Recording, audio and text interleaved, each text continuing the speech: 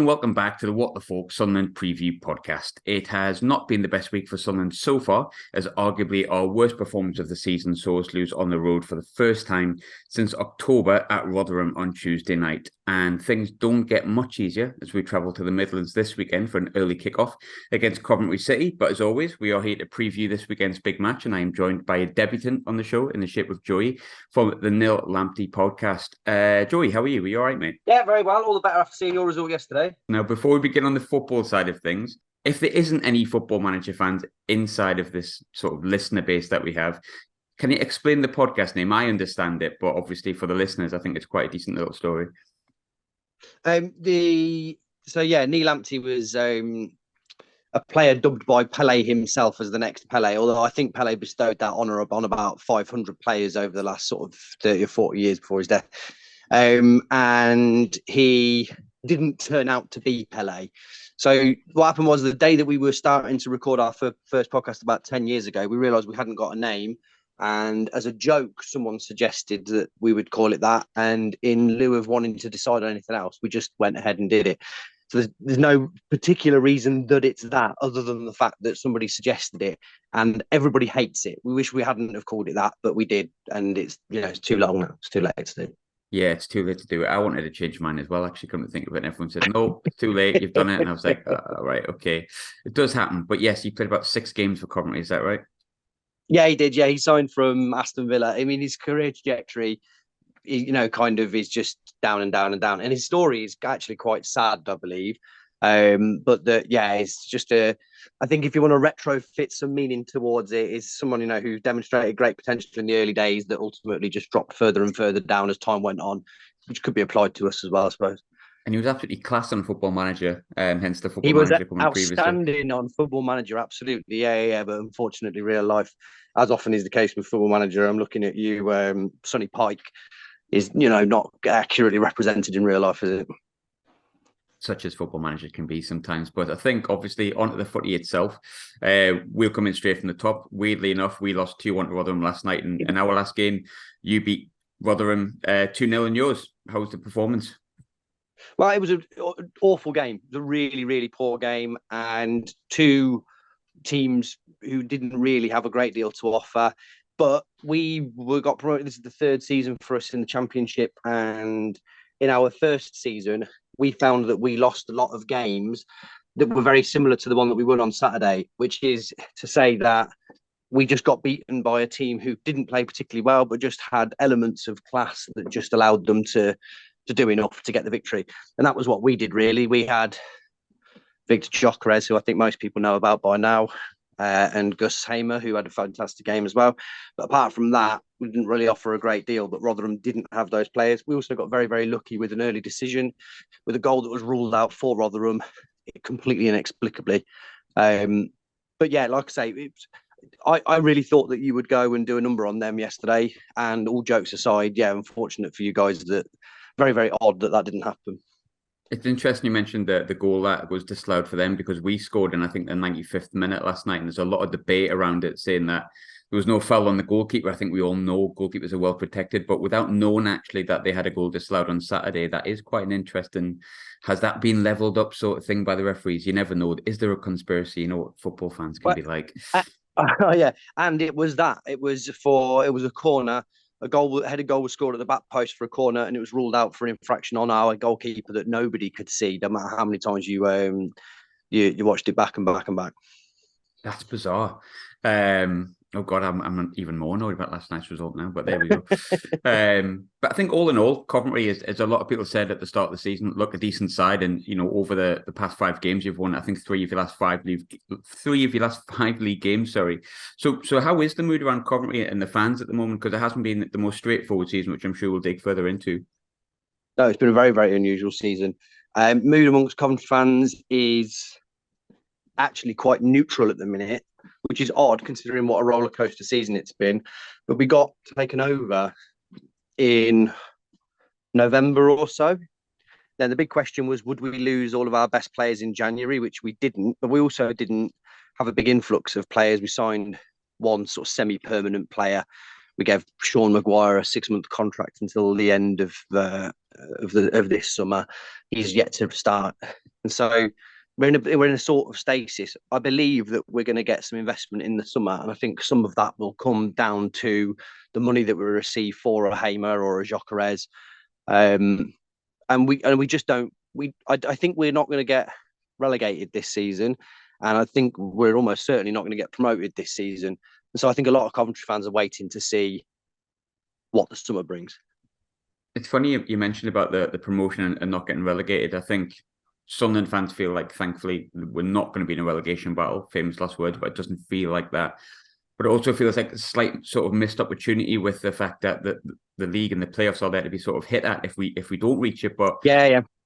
Obviously, the last time we played each other was the very first game of the season. So when I last had a Coventry fan on this show, it was a case of not knowing what the hell was going to come, what the hell was to be expected. And we checked about expectations and stuff like that. Now, as you said before, Coventry have been in the league for 3 seasons now. So probably 2 years more than us. And you've had flirtations with the playoffs similar to what we're having this season, or there or thereabouts. And I think at present, you're about 11th, 10th in the table, 5 points or so off the playoffs. And when I spoke to the Coventry fan, I know obviously it's a different person for people who are wondering, but his expectation was that you could make a real push for the playoffs. Obviously, we spoke about Gyökeres, spoke about the players that you have in the team. At the time of speaking, that's not really happened, but you're not a million miles away. So has it been an underwhelming season, or is it kind of more of an expected season that you kind of around the playoff spot, shall we say? The problem that we had was that we went into the season 3 games behind everybody else because our thankfully former landlords, Wasps, allowed the Commonwealth Games, Rugby Sevens over the summer and turned our pitch into a sandpit and then made us pay to relay an entirely new pitch on it. So we had to play a game at Burton earlier in the season in the cup while we were working out what to do. And as a result of that, we had, you know what it's like at the start of the season, you have pre-season and then every team is sort of finding their legs. We were 3 or 4 games behind everyone else. And so we were atrocious to start the season. We were bottom for a wee while, I think. And the sort of first quarter of the season was an absolute disaster. And I think as much as people might have wanted the playoffs, one, I think that's unrealistic with the budget that we've got. I know that football fans just think that that's what you're going to do no matter what. But with the start that we had, with the way that we were put on the back foot, it was just never likely to happen. Then all of a sudden we exploded. We had the sort of second quarter of the season just before the World Cup. I don't know really what happened, but it all just came to life and we started beating everybody. And we sort of had what I guess would be in more recent terms a Middlesbrough-esque rise up the table. But it didn't seem to be precipitated by anything. Nothing particular happened, apart from possibly that we just sort of got up to speed with the rest of the league. And then we've had a lot of injuries since then. The World Cup came at the wrong time. We lost all of our momentum, lost our main centre-back. And yeah, we've just been sort of a bit up and down since then. But I think if you can take your sort of mad football fan head off, you'd have to be fairly happy as a Coventry fan. I think we've got the 3rd lowest budget in the division. We've been in League 2 about 3 or 4 years ago. So to be in 11th in the Championship with a squad that's had almost no investment in it whatsoever is, you've got to be fairly happy with that. It's interesting you mentioned about the pitch and stuff. Oddly enough, I haven't been to Coventry for about, it was the first game of the season. We got beat 2-1. Gary McSheffrey scored, so it was a while ago.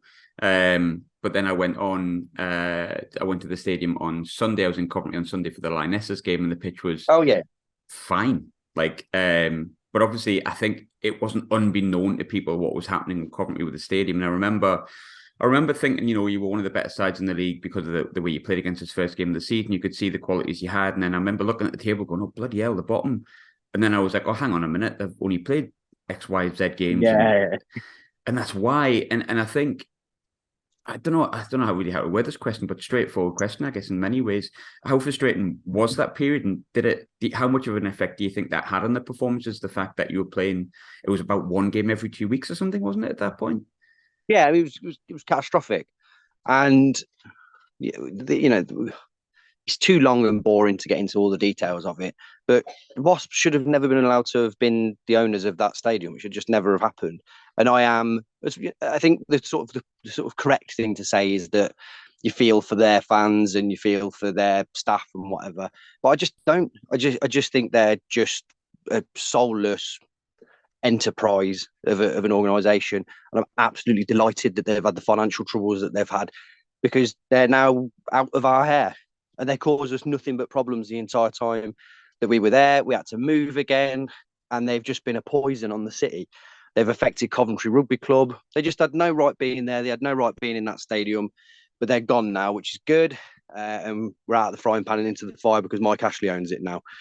But at the very least, is it's not sharing it with a rugby club that tears up the pitch and, has very obvious antipathy towards the club.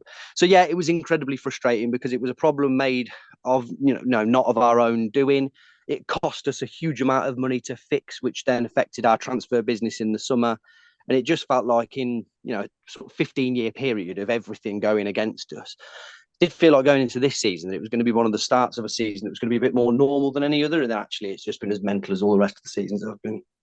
I was going to say, because it does feel like over the past decade or however, when you think of Coventry, you think more of the things that have happened off the field as opposed to on. And yet on the field, we've had promotions and stuff like that, which is, but I mean, obviously, points when you're playing at Northampton and stuff, and all sorts of stuff that I'm thinking of that I can remember.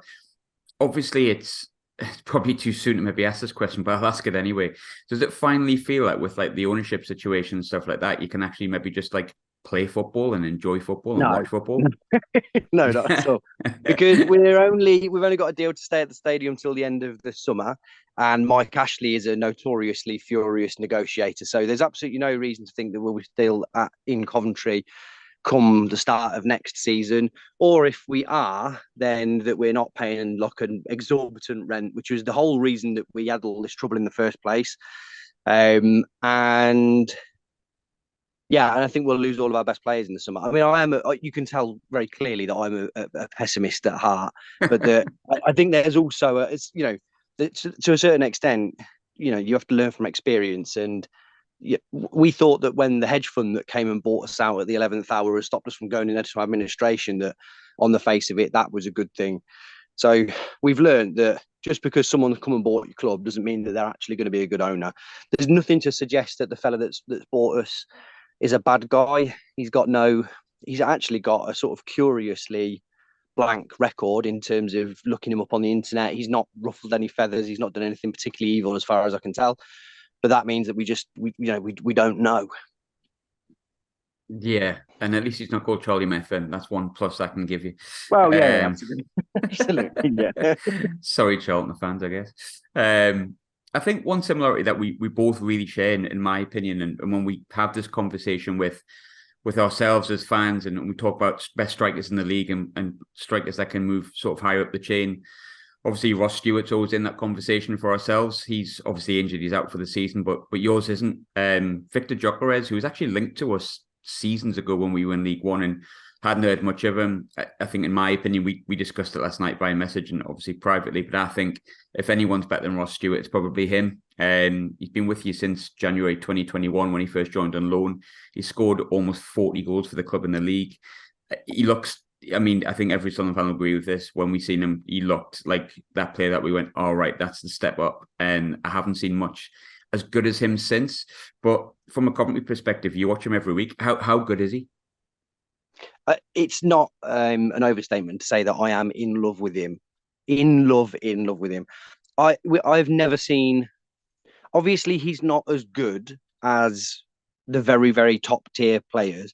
But it's rare that I've seen a more complete striker, because our entire attacking tactic is give him the ball, and you can give him the ball anywhere and he will do something with it. He scored a goal against Wigan earlier in the season where they took a corner, we cleared it out. He had two men on him in his own half. He headed the ball up into the air while he pushed one of them away.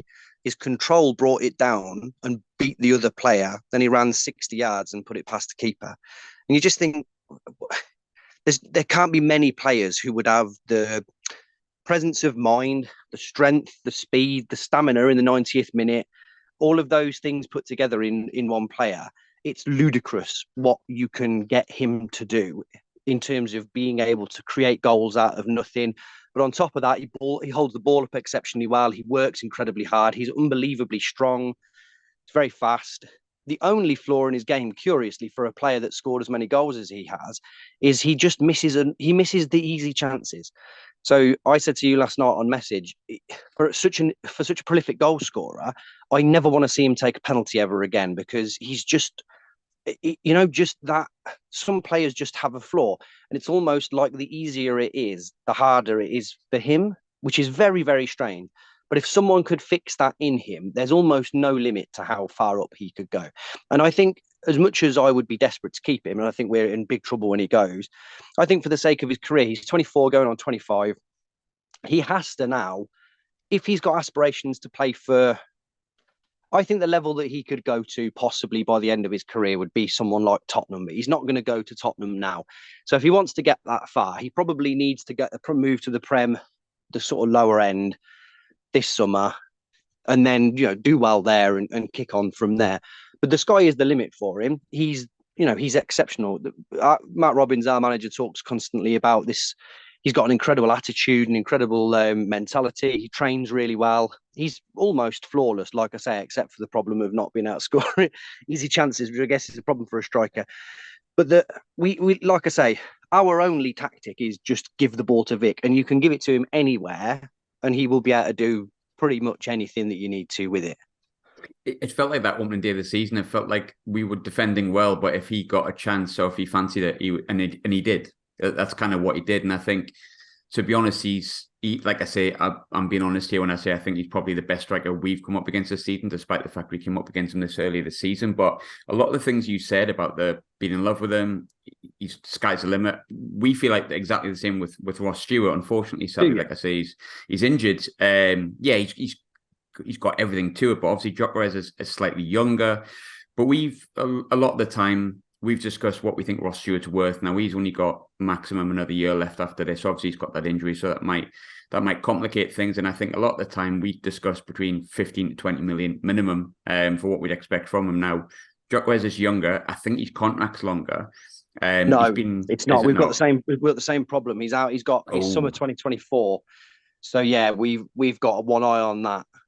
But I think in terms of his value, I would be terribly disappointed to get anything less than 15. I would be looking at more like 20, even with a year left on his contract.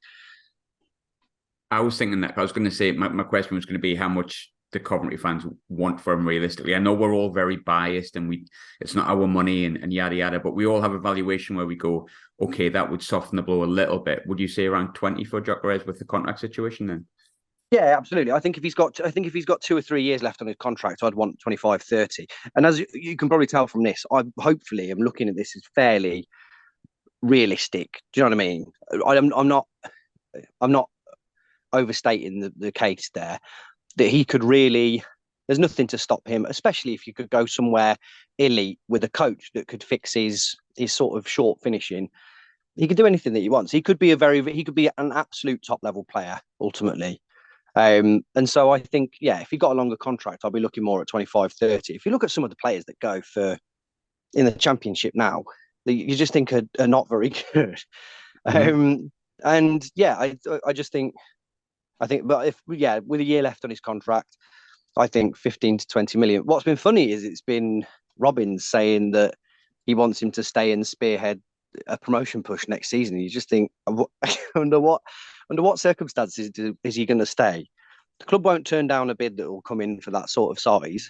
He'll be able to presumably quadruple his wages. Like it's lovely wishful thinking from a manager to think he might stay, but I would be gobsmacked if he's not gone by the summer. I was going to say, because my next question was going to be, can you convince him to stay? But I'll be honest, even I was scrambling for reasons why. No, it's not like as well that he loves living in the area. Do you know what I mean? It's not.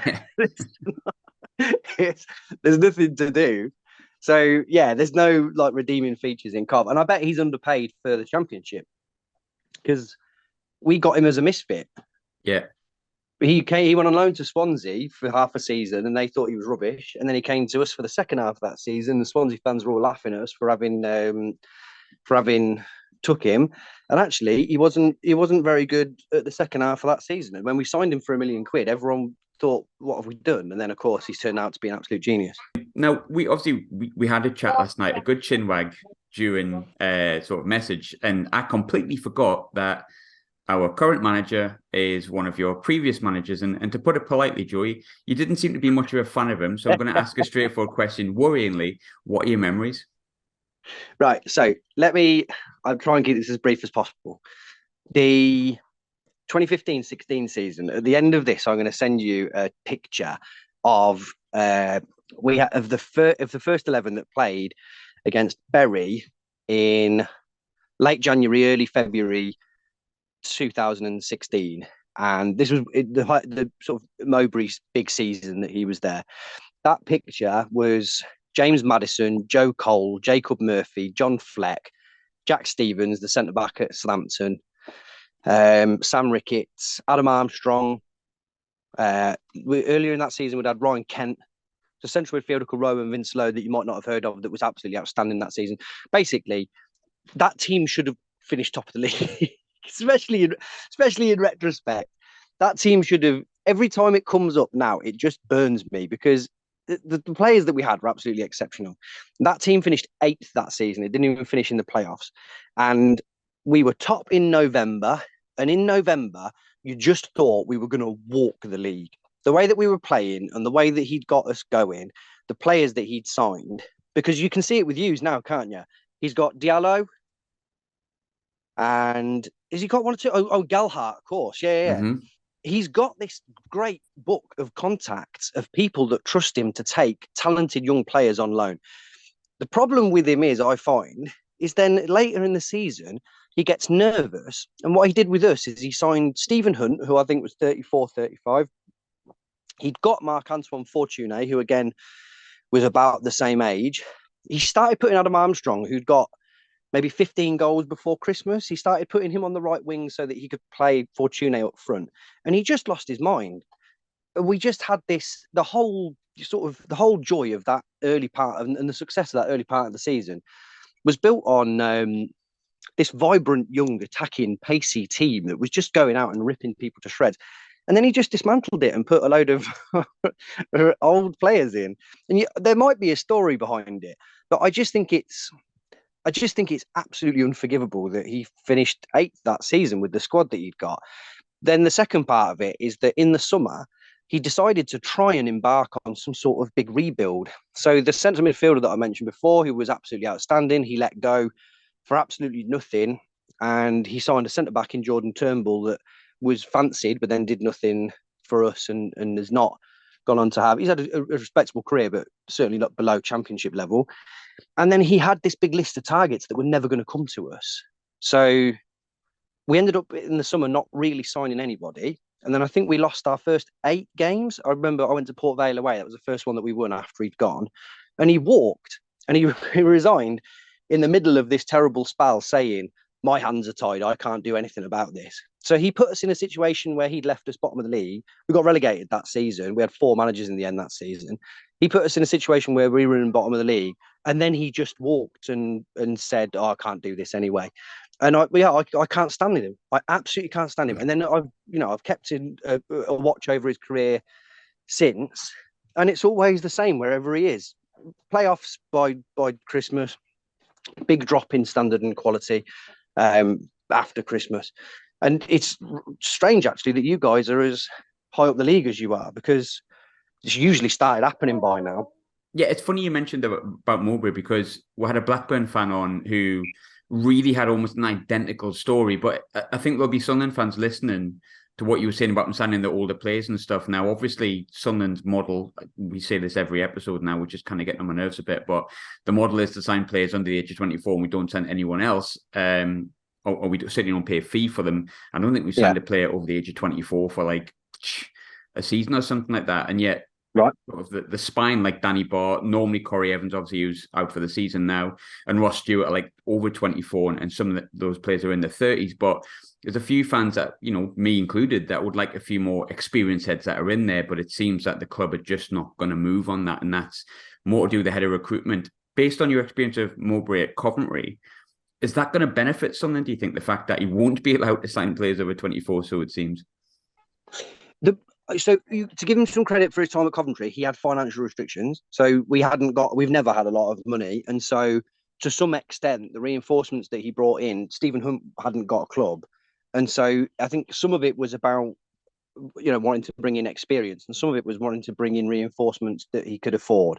So it may well be that if you're a bit better off than us, he might not be looking in bargain bins and therefore finding people who are probably at the very tail end of their careers. But I think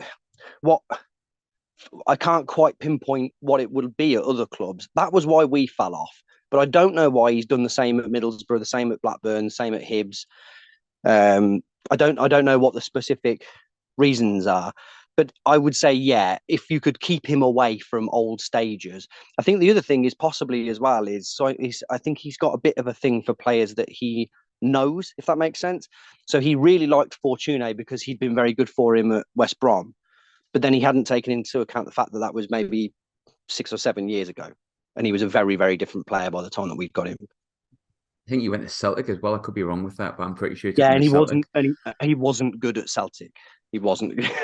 No, that's a team that I follow. And Mowbray and Fortuné didn't have great time at Celtic.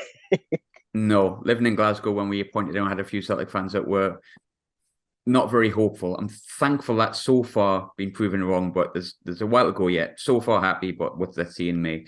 Yeah, and look, if I'm going to try and suspend my prejudice for a moment, there's a lot of managers don't have good half seasons. A lot of managers just are bad all the time. And he did exception. If you speak to West Brom fans idolise him. He finished bottom of the Premier League, but they were still clapping him off as they were going. He'd put that incredible team together that was Zoltan Gera and Bednar and I think I might be mixing up players here, but the team that absolutely smashed up the Championship apparently were a joy to watch and took everyone apart. So he's clearly got tons of positive attributes as a manager, but I don't like him because he's a spineless coward. With this, a lot of people really like Phil Parkinson, like Bolton fans and that. We despise him, so I guess sometimes we just don't fit. But that's football, isn't it? I guess. But on the flip side, Mark Robins is obviously he was linked to Sunderland at one point. I think around that sort of Parkinson era, and he's one of the longest serving managers in the league, which to be honest doesn't take much these days. But he has been there a while. Straightforward question: how good of a job has he done? Yeah, you literally can't. It's it's stunning. So he was the season that we went down to League Two. That was Mowbray in charge at the start of the season. Then his assistant Mark Venus took over. Then we had the joy of Russell Slade for 2 or 3 months, and then Mark Robins came back to us, having been manager with us for about 9 months or so, a few years before, and he picked the club up on its way down to League Two, having just had a spell in Northampton. He got us promoted from League One to the Championship while we were playing in Birmingham with no fans about. Although saying that with Cov fans, that might have been a big help.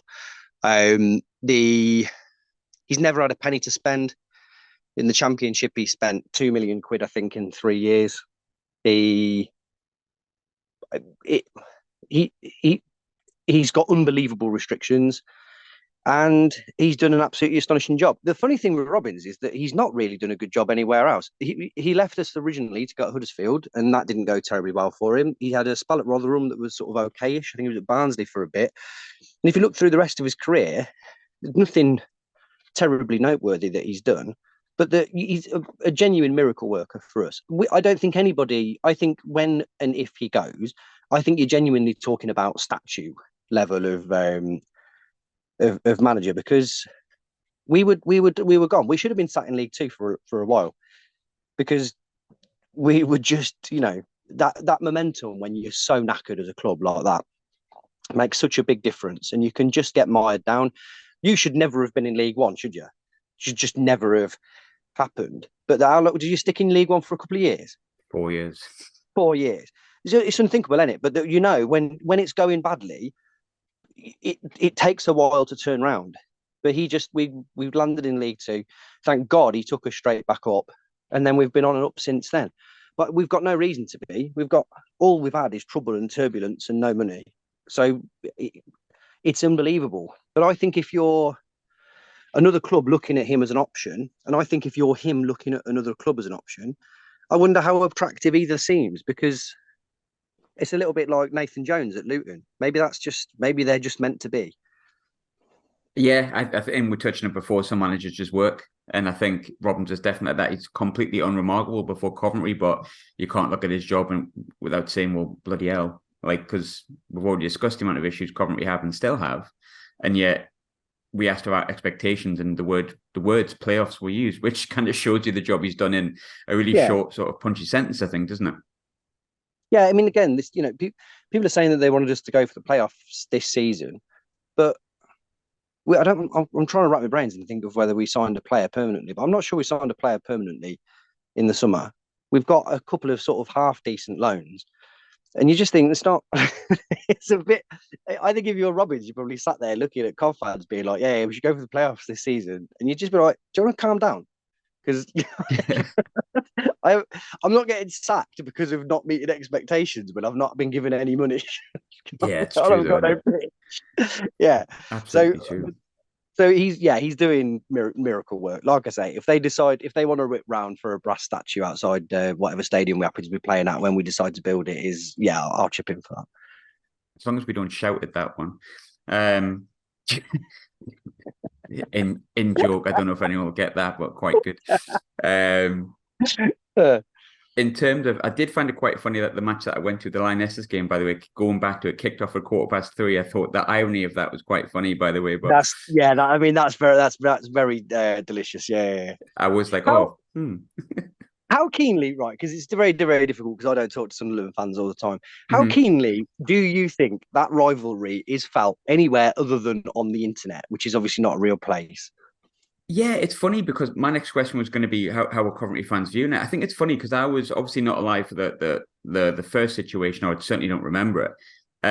Whereas 1997 was like my peak following Sunderland era, and I remember being 10 or 11, and being particularly peeved that it seemed that you did, in my eyes at the time, cheered. Jimmy Hill is, he's not well liked. But I think it accentuated. I think my honest opinion is, obviously when we were both in the Premier League, there was a little bit of needle, not massive. But then I feel like when we got into League One and we were both kind of going for promotion, and I think especially because League One was so shit for all of us, there was now else to do, that it became a bit accentuated. And then you beat us 5-4, and then the internet, Twitter seemed to think we were mortal enemies. So for me, I mean, I like beating Coventry, but I like beating Leicester, and I like beating whoever. I view it as a bit of fun. I think it's a bit. Do you know what I mean? I quite like the kind of the sort of accentuated level of rivalry. I don't genuinely hate Sunderland, but that when we're playing you, it is always a little bit of extra sort of excitement for me to think of beating you. But I just think but some people seem to, like, a very few people seem to take it really seriously, which I just think is very silly, isn't it? I think so. Yeah. I mean, I'm not going to lie and say I didn't cringe at the statue situation, hence the joke. But yeah, I mean, you like beating everyone, and I suppose it's a little bit nicer because of the history. But I mean, the things that have happened since then in my life, if you beat us on Saturday, I'll be sad for a couple of days, but not in the same way that would be if those who shall not be named ever beat us, which hasn't happened in a while either, to be fair. But well, no. But I think with users, it's punching upwards a little bit, because I just think you've got. I think, and your fans won't thank me for this, but I loved Sunderland till I die, because like it's a calamity, isn't it? But it wouldn't be funny if you were at a club. I think you're probably a club the size above us, like you're sort of one up on us. And so, like, if that documentary had have been like Port Vale till I die, it wouldn't have been funny, because you sort of think, well, it's a smaller club that are struggling, whatever. But there is like a sort of, what's the word? Is it pathos of, what is it, 50,000? Like absolutely, fans who have done nothing wrong, just constantly being put through the ringer by a succession of absolutely hopeless idiots. Is funny. Do you know what I mean? It's not, obviously you don't think it's funny, but it's funny. But it's because you're a higher status than we are. It's funny you talked about we talked about the games and how it affects you and stuff like that. Now, I was 3 injury time minutes away from having my 4th correct prediction of the year, which would be a record for me. But sadly, Bristol City equalised due to a penalty that was probably, in hindsight, deserved. I'm not confident going in on Saturday. I cannot quite remember, and I'm sure someone will pipe up and tell me that it wasn't that long ago, the last time we beat Coventry at Coventry. I think last time we were there, we got beat 1-0, and then the pandemic happened, and then that was a bit weird for a while. You got promoted that season by virtue of the PPG because you were clear at the top. And then I think there was obviously the 5-4 game that was at the stadium. Before that, I think it was 1-1 when Catamore scored. And then we hadn't played each other in a while before that. No. And I think the 5-4 is so sort of is such a sort of results black hole. It's hard to think of anything other than that game because it was just so extraordinary, wasn't it? It was just League One in a nutshell for something like that. It was just absolute madness from start to finish. It was chaos, weren't it? I was in Sweden at the time, and my phone died of battery about 3 minutes before kickoff. I managed to find a burger bar and put my charger in Sweden, sat down and was like, right, oh, come on, 1-0, something like that, that'll do. And I turned it on, it was like 3-3. I was like, what? Yeah, I was at that game, and it was, I nearly had a heart attack.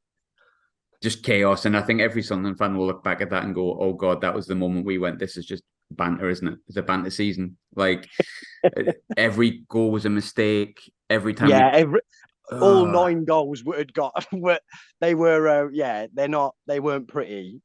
We just stopped. I think we scored one. I think we scored one all right goal. I think maybe Jordan Shipley got one, but the most of them were kind of clown shoes. Yeah. Yeah, absolutely. Kick yourself in the head. Yeah. Like everyone was a mistake. So I'm not particularly confident going in against Coventry because I don't really remember the last time we really beat you, to be honest. Maybe 2000 or something. I could be wrong with that. But so for the first time this season, I think I'm going to predict, unfortunately, defeat. Really? Yeah, I think it's a tough game. And I think obviously we're coming off the back of a really poor performance last night, and we're coming off the back of an annoying draw against Bristol City because of how late the goal was scored. But I do think we've had a really good season. I felt really positive. I'm going to continue to feel very positive, but I just think there'll be a point where we have a couple of sticky results, and I have a horrible feeling it might be coming up. Pray to God, I hope I'm wrong, but I'm going to say 1-0 Coventry, and it's going to be one of those really annoying games where we have a really good last 20 minutes and probably should equalise, but won't.